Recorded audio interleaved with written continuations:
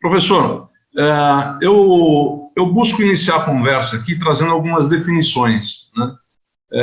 Então, a primeira delas é: como é que o senhor definiria bolsonarismo, né? Quais são os seus métodos e quais são os objetivos que trazem com si? O quanto que essa onda de extrema-direita depende da liderança do Bolsonaro, né? Ela arrefeceria sem ele, ou poderia até mesmo ganhar força com outros personagens, como o General Mourão? E esse projeto autoritário que está em curso no Brasil, ele se assemelha e se apoia em experiências vividas hoje em outros países? Muito boa noite a todas e a todos. Boa noite, Fernando. É um prazer enorme estar aqui convosco e com colegas cujo trabalho há muito conheço e leio, e podermos aqui termos esta reunião. Bem, responder em 6 minutos a essa série de perguntas que me fez é um desafio enorme, Fernando, mas enfim, vamos lá. Quando eu estiver para terminar, dê-me 1 minuto mais e acabou, não há nada agora. Agora pode começar a contar até os 6 minutos. Bem, o que é o bolsonarismo, o que é Bolsonaro e o que é o atual governo brasileiro? Nós temos que ver que Bolsonaro chega a um regime democrático e, portanto, temos que distinguir propriamente a personagem do regime em que está. É evidente que esta personagem tem características muito especiais e hoje, então, enfim, como sabe, está a ser conhecida internacionalmente, que acaba de ser apresentada uma queixa-crime por genocídio no Tribunal Penal de Haia e o Tribunal Penal Internacional, e há muita gente envolvida exatamente nessa queixa-crime. Portanto, isto mostra o seguinte, mostra que o Brasil é o único país do mundo, talvez, que nesta crise pandémica não teve uma crise apenas, teve 2 crises. A crise pandémica em si mesma e a crise política. A crise política, exatamente pelo comportamento de negacionismo da crise, da gravidade da pandemia, que foi levado ao extremo. Obviamente que Trump também fez esse negacionismo, Boris Johnson também o fez, mas a certa altura tiveram que terminar com ele e aceitar, efetivamente, a situação como uma situação grave, não é? Bolsonaro não aceitou, até agora praticamente não houve uma palavra de compaixão pelos mortos, que são mais de 80 mil mortos neste momento no Brasil, pelas contas oficiais, e, portanto, o Brasil tem 2 crises. Uma crise política de um líder que tem um comportamento antidemocrático dentro de uma democracia e, por outro lado, uma crise pandémica. Acontece que as 2 crises estão relacionadas. E, portanto, a crise pandémica, para ser resolvida, era preciso resolver a crise política, porque Jair Bolsonaro, neste momento, é um obstáculo a que se resolva eficazmente esta crise pandémica, porque não permite que haja um consenso que tem havido em muitos países, por exemplo, aqui em Portugal, em que o presidente é de direita, o primeiro-ministro é de esquerda, mas tiveram um consenso total de que agora era a pandemia e tínhamos que resolver o problema da pandemia.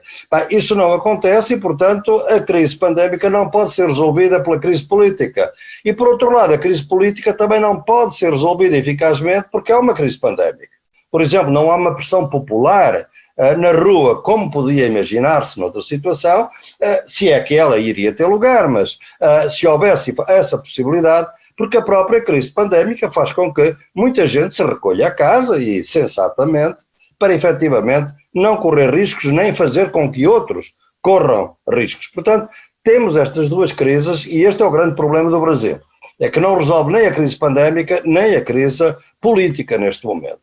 Portanto, o bolsonarismo o que é? É realmente uma tentativa de enxertar num sistema democrático que existe desde a transição democrática e sobretudo desde a Constituição de 1988, no 88, lançar uma lógica autoritária. Não é o único. Eu penso que há uma corrente que vem exatamente do norte, dos Estados Unidos. Acabam de sair as notícias que os Estados Unidos tiveram um papel ativo no golpe da Bolívia. Isto está hoje tornado público. e são os próprios americanos que tornam público esse golpe. Os Estados Unidos estão numa estratégia de realmente controle do continente devido à guerra comercial com a China. O Brasil é um subcontinente, é absolutamente estratégico, e houve aqui uma intervenção imperial, em meu entender também. Não é isso que explica tudo, de maneira nenhuma, mas esse apoio exterior é fundamental e obviamente que esse apoio, neste momento, bom, obviamente que ele ocorreu através dessa operação tremenda de politização do judiciário, com o atropelo de todo o garantismo jurídico e judiciário do Brasil, que foi a Lava Jato e que também, felizmente, agora começa a ser denunciada. Quiçá o mal está feito, mas ainda pode, de alguma maneira, poder remediar-se. Portanto, nós estamos neste momento, nesta situação, e este enxerto de elementos autoritários cria uma democracia, um sistema quase híbrido, porque aliás temos 8 militares no governo e mais de 2.000 militares a vários níveis do governo no Brasil. É um governo civil, é um governo militar, é uma lógica civil, mas há muito militar. E isso normalmente é mau para as democracias. Basta olhar para os federalistas norte-americanos quando fizeram a Constituição dos Estados Unidos. E o medo que eles tinham, que os militares, porque a grande questão do sistema das Forças Armadas de um país é que nós criamos umas Forças Armadas, uma instituição que nos proteja e depois é a instituição de que temos medo. E, portanto, este é o dilema praticamente de todos os países. E, neste momento, essa situação está aí. Aliás, um vice-presidente militar. Portanto, qual é o problema? É que o bolsonarismo pode continuar sem o Bolsonaro. O que é o bolsonarismo? É uma tentativa de extrema-direita, enxertando como Salvini na Itália, como o Orbán na Hungria, como Erdogan na Turquia, como o Modi na Índia, como o Trump nos Estados Unidos, que está neste momento a enviar tropas federais para todas as cidades que são governadas pelos democratas. Portanto, qual é o problema? É que as elites brasileiras, aqueles que realmente condicionaram as últimas eleições, estão divididas. Há quem pense que ele é fundamental para que a agenda neoliberal, que é a agenda do ministro Paulo Guedes, seja realizada em pleno e, portanto, acham que ele deve continuar, e é uma parte da elite a que estão ligados os mídia mais hegemónicos no Brasil, que entende que o Bolsonaro não é necessário, eventualmente, para essa política neoliberal, quizás equivocada.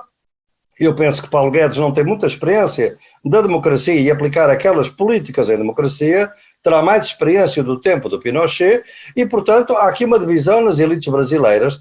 A mim o que me parece por vezes é que os partidos de esquerda estão um pouco fora deste jogo. O jogo joga-se entre correntes dentro do Congresso, entre o Congresso e o STF e o Governo, e é um jogo relativamente limitado, com as instituições a darem um sinal de vida e de boa e de saúde, quer dizer, o caso do STF, o Congresso tem feito algumas limitações, mas é evidente que as características dos governos de extrema-direita ou de ultradireita no mundo estão perfeitamente caracterizados no Brasil. Por exemplo, uma das características que é muito comum em todos eles é que eles aproveitam as crises para aplicar medidas e promulgar medidas e leis que não podiam ser aplicadas fora de um tempo de crise. Aquela célebre expressão em 22 de abril de Ricardo Salles, o ministro do Ambiente, a dizer, bem, agora vamos aproveitar a pandemia para passarmos toda a legislação que a gente quiser. Ivan Duque, na Colômbia, acaba de fazer o mesmo e, portanto, nós estamos a assistir a os governos que têm estas características, que é endurecer os regimes. Orbán usou na Hungria os poderes excepcionais para continuar indefinidamente, para além da pandemia, portanto, distorcem o sistema de uma maneira brutal. Sendo que no caso de Bolsonaro é mais o seu comportamento e não o estado de emergência, porque de alguma maneira este estado excepcional já está um bocado parcialmente construído com a questão da ocupação militar do Rio, que, em meu entender, não contribuiu para nada para a democracia deste país. Portanto, é nessa situação que a gente se encontra, é uma situação política extremamente complicada. Eu, como democrata e solidário com esse grande país que é o Brasil, vejo com gosto, com alegria, com preocupação, obviamente, mas com alegria e satisfação que a institucionalidade brasileira está a voltar ao de cima, está a reagir e está realmente a tentar, como este programa, penso eu que é uma boa demonstração disso, a força da democracia no Brasil. Não será fácil aos golpistas a fazerem o pior, o chamado autogolpe. Parece que não será fácil, mas teremos que estar atentos aos próximos tempos. Professor Boaventura, o senhor citou aqui o exemplo aqui do governo brasileiro hoje composto por militares. Nós temos mais de 6.100 militares em cargos de confiança, nós temos mais de 3.000 desses são militares da ativa, e 7 ministérios com ministros militares, inclusive, o que é uma coisa muito estranha, o ministro da Casa Civil, né? Além do ministro de governo, tudo isso. Isso não deixa a dever nada para os presidentes da ditadura militar brasileira. No entanto, o curioso é que nós temos um presidente antinacionalista, um presidente que presta continência à bandeira dos Estados Unidos e que se curva aos interesses do seu colega presidente Trump. A pergunta que eu faço é se isso faz parte, né, de uma máquina global, uma engrenagem transnacional de movimentos de governos nacionalistas de extrema-direita, né, porque tem essa questão de são nacionalistas, mas ao mesmo tempo se articulam entre eles. O microfone, professor. Claro que agora o que dava vontade era de fazermos um pouco um diálogo das nossas diferenças e semelhanças, porque acho que obviamente há algumas coisas em que poderemos estar em desacordo, gentil e obviamente democrático e académico, mas de todo modo devem ser salientados. Numa outra altura podemos fazer isso, porque eu penso que realmente nós temos aqui duas leituras, uma leitura em que vai buscar, digamos assim, acontecimentos relativamente recentes, a situação em que nos encontramos com o bolsonarismo, e depois temos outra leitura, que foi agora muito brilhantemente mostrada por Silvio Almeida, de que os fatores estruturais são fundamentais aqui. E eu penso que, obviamente, eu coincido mais com esta segunda leitura do que com a primeira, tenho que dizer, e a colega que tanto estimo, a Lourdes Sola, falar de crise de legitimidade a partir dos governos do PT parece-me exagerado, com todo o respeito, na medida em que nós assistimos a um período. Em primeiro lugar, essa crise de legitimidade então teria começado já com o impeachment de Collor, muito antes da Dilma, e por outro lado foi um período realmente de políticas inclusivas que, ao contrário, procuraram legitimar o regime ao incluir mais gente, digamos assim, no pacto social, com as ações afirmativas, com a multiplicação das universidades públicas, etc. Portanto, eu não diria, e sobretudo para um presidente que saiu do governo, na altura quando saiu do presidente, com mais de 80% de aceitação. É complicado tudo o que se passou, e há aqui um fator que não foi mencionado por nenhum de nós e que talvez merecesse ser mencionado, é o fator do evangelismo reacionário, conservador, neopentecostal, que, a meu entender, é um fator muito importante e que também tem aqui um projeto que não pode ser entendido apenas nos limites do Brasil. No que respeita à questão como está a pôr, realmente, como há bocado dizia o professor Boris Falso, nós temos conceitos, mas depois temos que diversificar as situações.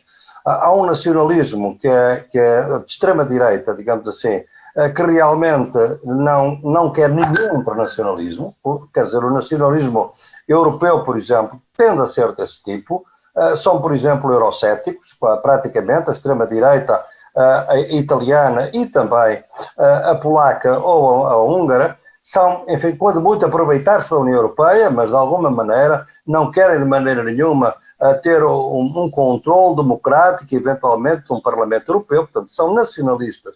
Nesse sentido, o caso do Modi na Índia, a mesma coisa, faz um nacionalismo que cria concepções de identidade nacional excludentes. Na Índia, neste momento, ser verdadeiramente indiano é ser hindu e não ser muçulmano. Portanto, quem é muçulmano não é verdadeiramente o indiano. Portanto, todos os nacionalismos são excludentes.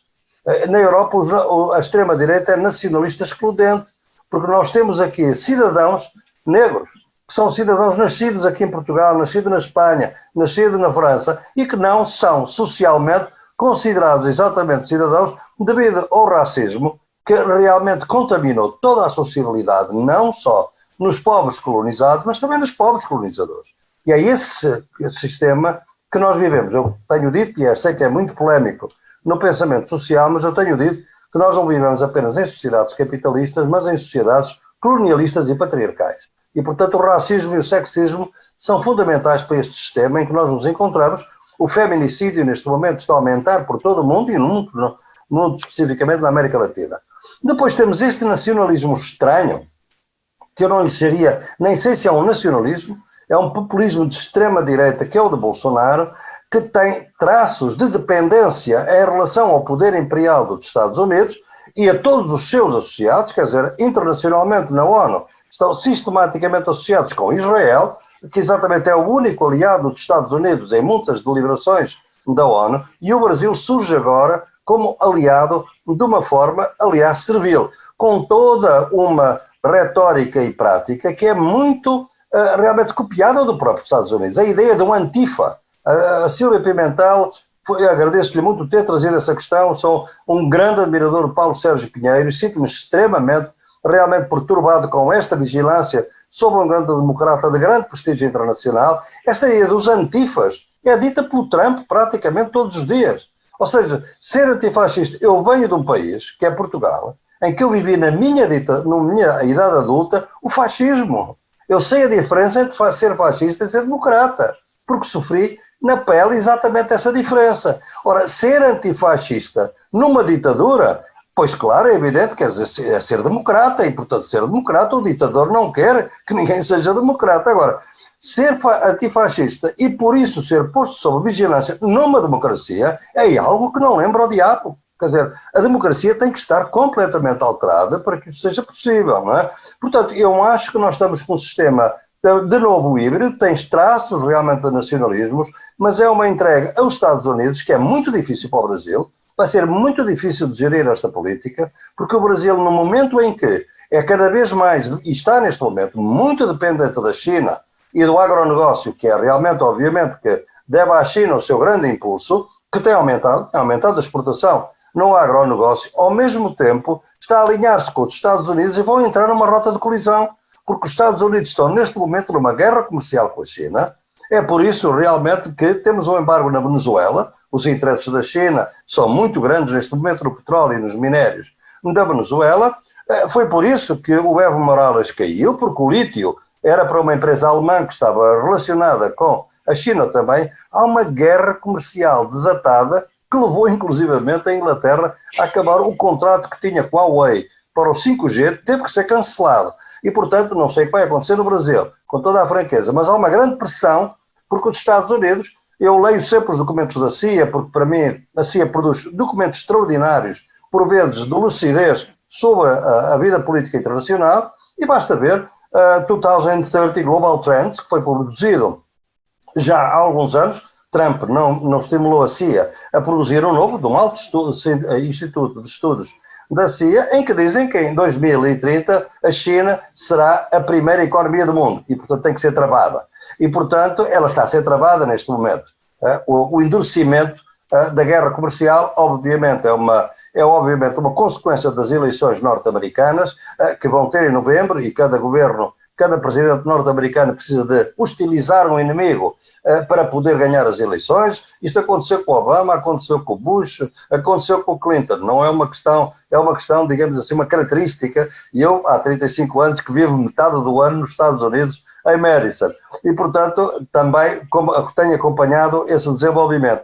Portanto, o nacionalismo do Brasil é muito estranho. Aliás, é coisa estranha. Eu até gostava de perguntar ao professor Boris Fausto, que é um grande estudioso, que todos nós muito respeitamos da história do Brasil. Os militares, por exemplo, mesmo na ditadura, tiveram uma ideia nacionalista, digamos assim. Aliás, um grande sociólogo que morreu, não sei, ele foi um grande amigo meu, Rui Mauro Marini, que viveu durante grande parte da sua vida no exílio e que eu convidei aqui para Portugal em 1975, logo que veio a democracia, falava do subimperialismo brasileiro. Era uma ideia realmente que havia um nacionalismo da própria ditadura que era relativamente autónomo em relação aos Estados Unidos. e procurava centro de poder. É aqui que vem todo o programa nuclear do Brasil, a base de Alcântara, etc. Há uma tentativa de colocar o Brasil nas grandes potências, de que, no fundo, de alguma maneira, os BRICS vão ser um herdeiro disso. Eu lembro muito bem das discussões, até no âmbito do Fórum Social Mundial, onde se fala já muito, a Presidente Dilma, isso é muito consciente disso, não, eu sou Presidente da 6ª ou da 7ª economia do mundo. Quer dizer, esta ideia que o Brasil era autónomo e tinha relativa autonomia.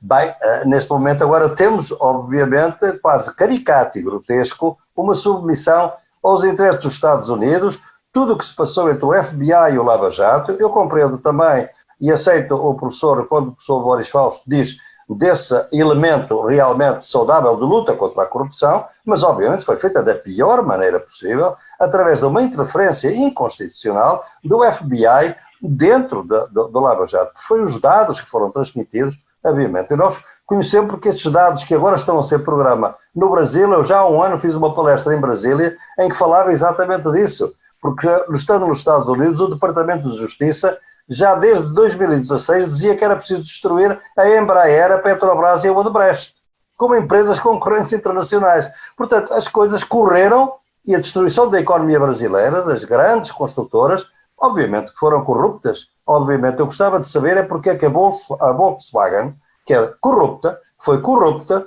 prenderam o CEO, mas não destruíram a Volkswagen. A Goldman Sachs prendeu um CEO da Goldman Sachs, mas não destruíram a Goldman Sachs. Porquê é que a Petrobras tem que ser destruída, a Odebrecht tem que ser destruída, a Embraer tem que ser destruída? Precisamente porque é uma questão de competência de empresas que estavam a fazer sombra às empresas norte-americanas. Está nos documentos do Departamento de Justiça de 2016. Não é novidade para ninguém, basta ler.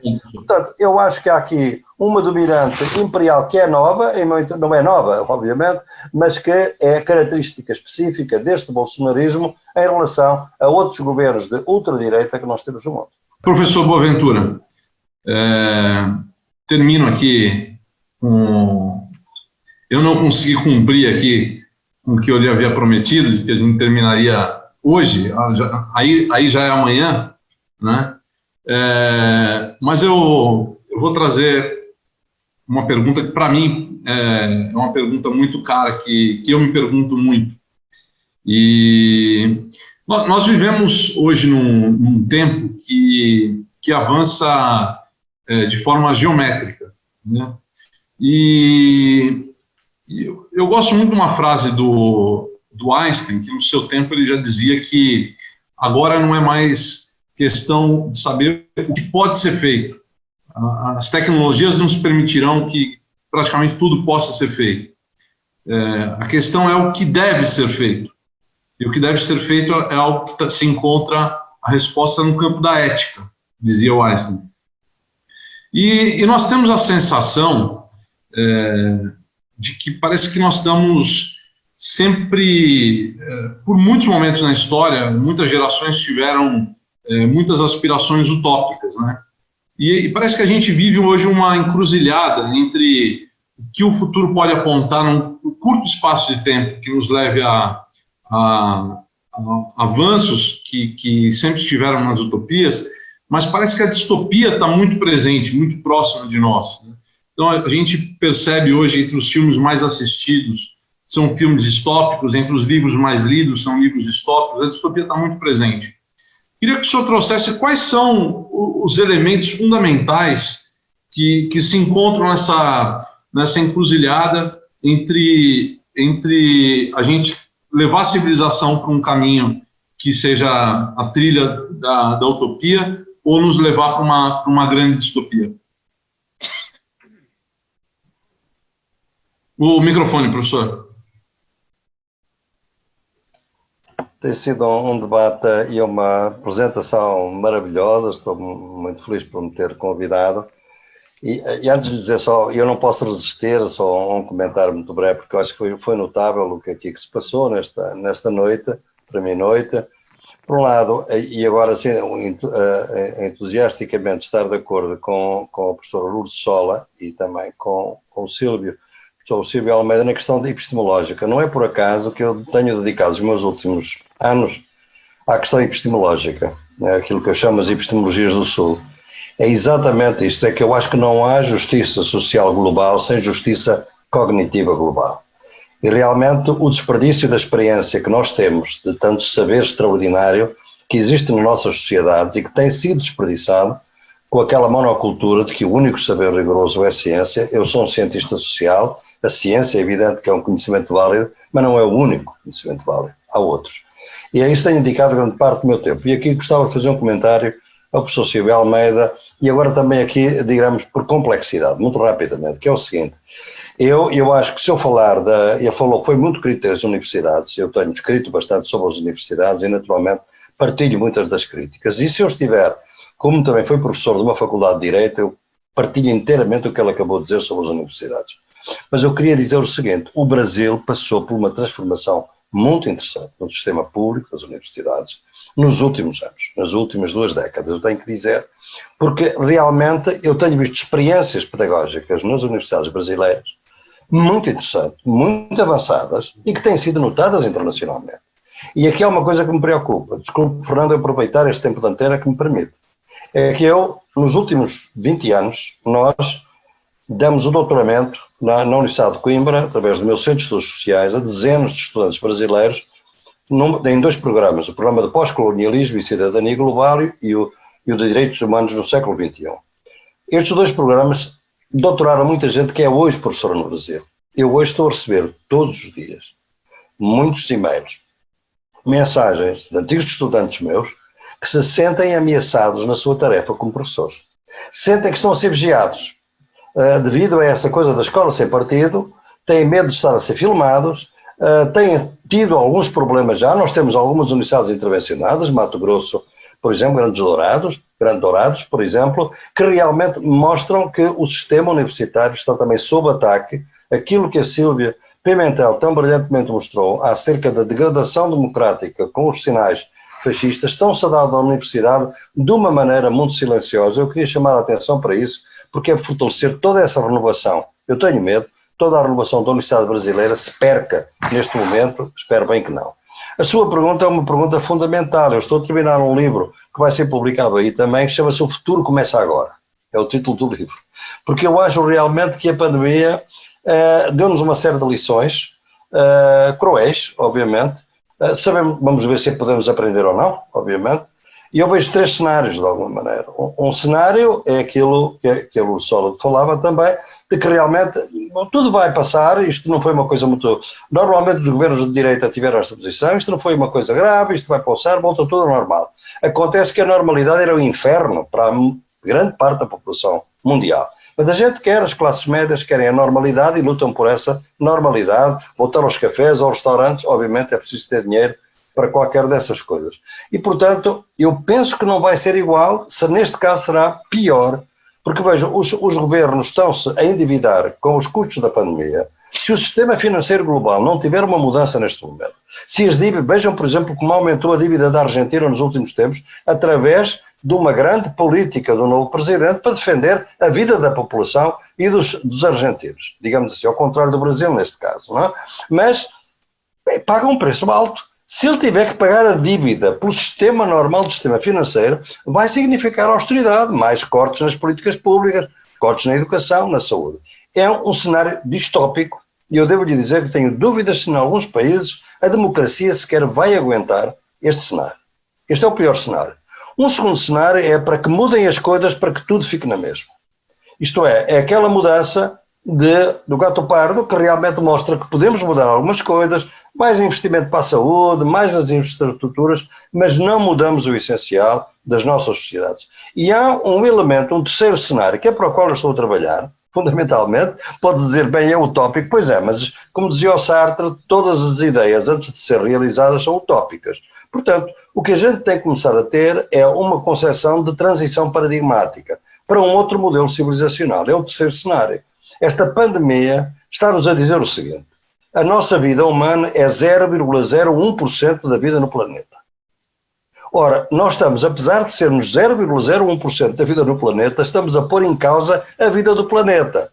O vírus não é nosso inimigo. O vírus são fundamentais para nós, vírus e bactérias. O vírus é uma mensagem da Terra, da concepção da natureza dos povos indígenas, tal Pachamama, a Terra-mãe, e dos povos afro, que nos estão a dizer o seguinte, é que esta Terra, esta mãe, está a ser destruída por nós. E, portanto, ela vai reagir.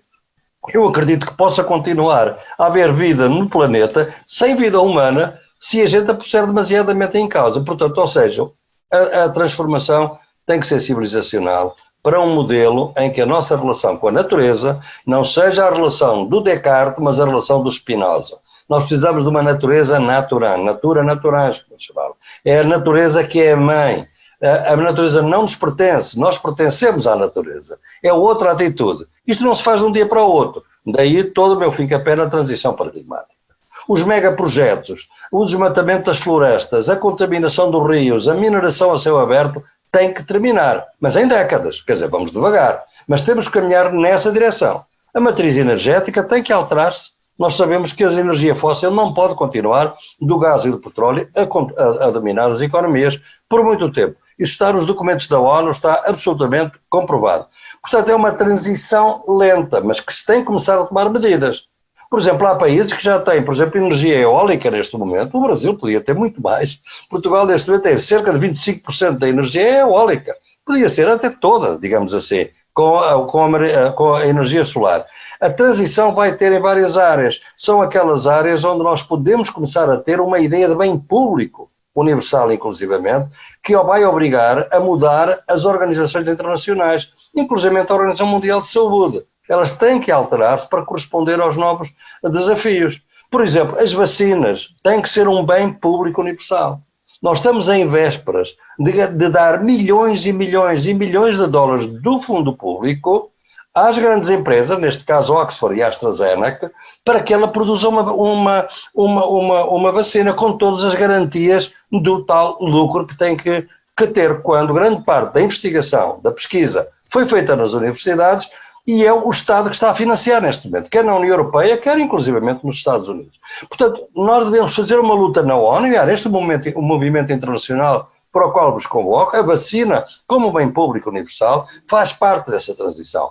Uma outra ideia que vem perfeitamente, aquilo que a Lourdes Sola dizia, o Estado não é este Estado, nós precisamos de uma reforma política do Estado fundamental. E devo dizer que aí bem perto, no Chile, antes da pandemia, as mulheres, e a Sílvia conhece isso muito melhor que eu, estavam os movimentos feministas a caminho de uma Assembleia Constituinte plurinacional, que trouxeram também os mapuches. É o feminismo articular-se com as outras lutas sociais. E isto é fundamental. E, portanto, é uma outra, nós não podemos ter este sistema político brasileiro, penso eu, que tem que ser reformado, não é só ele, obviamente, mas muito outro, porque não representa a diversidade do país neste momento, não é? Sobretudo se olharmos para enfim, as bancadas do boi, da Bíblia e da bala, que realmente têm muito poder para aquilo que é a maioria da população do Brasil. Uma outra transição, Fernando, vai ser a água. Calcula-se que em 2050, em 2030 e 2050, cerca de 50% da população mundial não tem água potável. O Brasil tem uma riqueza enorme. O senhor sabe que neste momento a Nestlé está a comprar aquíferos no Brasil. Quando, ali ao lado no Uruguai, por a Constituição não se pode vender um aquífero. Mas o Brasil está desprotegido neste momento. A água vai ser um bem essencial. Veja que o Congresso, com todos os controles que tem feito, e eu posso concordar com a Lourdes Sola quando ela fala do controle que o Congresso tem feito, mas também tenho que lhe dizer, o Congresso acaba de mudar a lei das concessões da água, da distribuição da água, que vai aumentar a privatização das águas. Claro que quando eles fizeram isto, o Bolsonaro quis ainda abrir mais e privatizar já tudo, não é? É um crime. Toda a América Central tem a água privatizada. Sabe o que aconteceu na pandemia? As pessoas deixaram de pagar a conta da água porque ficaram desempregadas, não tinham dinheiro. Então as pessoas não pagaram. O que é que fez a empresa? As empresas, que são quase todas multinacionais, europeias, fecharam a torneira, fecharam o fornecimento de água e as pessoas ficaram sem água em plena pandemia. O Estado veio e suspendeu o corte. Sabe o que é que está a acontecer agora nos tribunais arbitrais? As grandes empresas multinacionais com os seus grandes advogados, alguns brasileiros de grandes escritórios de advocacia, estão a pôr os Estados em tribunal por terem defraudado as legítimas expectativas de lucro das empresas. Quando, no fundo, o que os Estados quiseram foi que as pessoas bebessem água. Já não era para lavar as mãos, é para beber e para cozinhar. Quer dizer, a água não pode ser um bem sujeito à lógica do lucro. Tem que ser um bem comum da humanidade. Ora, é esta lógica que eu vejo neste momento no Brasil, é ir na direção contrária. Portanto, eu acho que, e aliás eu devo dizer com o professor Boris Fausto, eu costumo dizer que sou um otimista trágico, mas devo dizer que neste caso eu estou a ficar um bocadinho pessimista, de facto, quase tanto como ele, pelo seguinte, porque eu penso realmente que se não se fizer nada, este homem é reeleito em 2022. E há uma coisa que eu queria chamar a vossa atenção, é que o rival dele, para ganhar, tem que ganhar por uma grande margem. Veja que o Trump, neste momento, nos Estados Unidos, já está a pôr em causa que o resultado das eleições se perder por pouco, com Joe Biden. Já roubaram uma eleição ao Al Gore no passado. É natural que roubem a outra agora ao Joe Biden. Tal e qual como o AMLO no México, só a terceira vez é que foi presidente porque ganhou por uma grande margem. Vai o Brasil ter um candidato que ganhe por muita margem, que torna a vitória absolutamente inequívoca em relação ao Bolsonaro, que está a posicionar-se para chegar a 22? Bem, é a pergunta que fica no ar, é uma pergunta realmente perturbadora, desestabilizadora, mas nós democratas temos que estar enfrentando essa realidade, porque o mundo é feito disto e não das nossas ideias, não é? De maneira que era isto que eu tinha a dizer, Fernando. Muito obrigado por esta oportunidade. Obrigado, professor.